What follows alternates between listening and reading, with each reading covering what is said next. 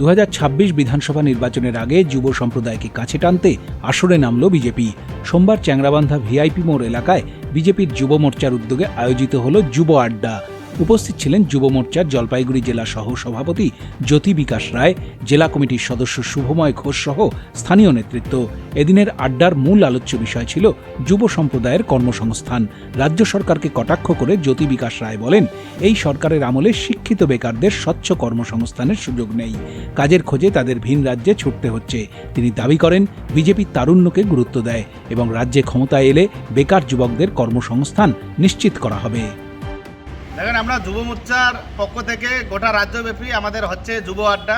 আমরা যারা যুব ভাইরা আছে সকলের সাথে আমরা আলোচনা করেছি। পশ্চিমবঙ্গের যে অপদার্থ একটা সরকার চলছে, যে সরকারটার আমলে আমরা চাকরি পাবো মানে এটা কোনোদিন আমরা আশা করতে পারি না।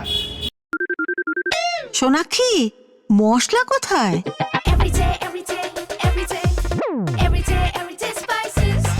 এভরিডে মশলা, দেশের স্বাদ। যে সরকারটা আছে এই সরকারের আমলে আমরা এটা কোনোদিনও আর কি আশা করতে পারি না যে একটা স্বচ্ছ নিয়োগ হবে। যে সরকারটা আছে এই সরকারের আমলে কোনোদিনও আমরা এটা আশা করতে পারি না যে শিক্ষিত বেকার যারা আছে তাদের কর্মসংস্থানের কিছু ব্যবস্থা করবে।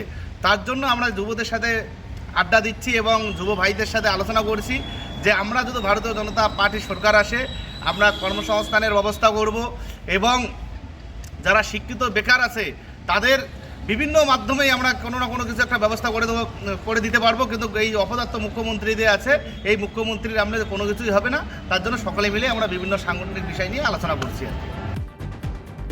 চ্যাংরাবান্ধা থেকে শতাব্দী সাহার রিপোর্ট, উত্তরবঙ্গ সংবাদ।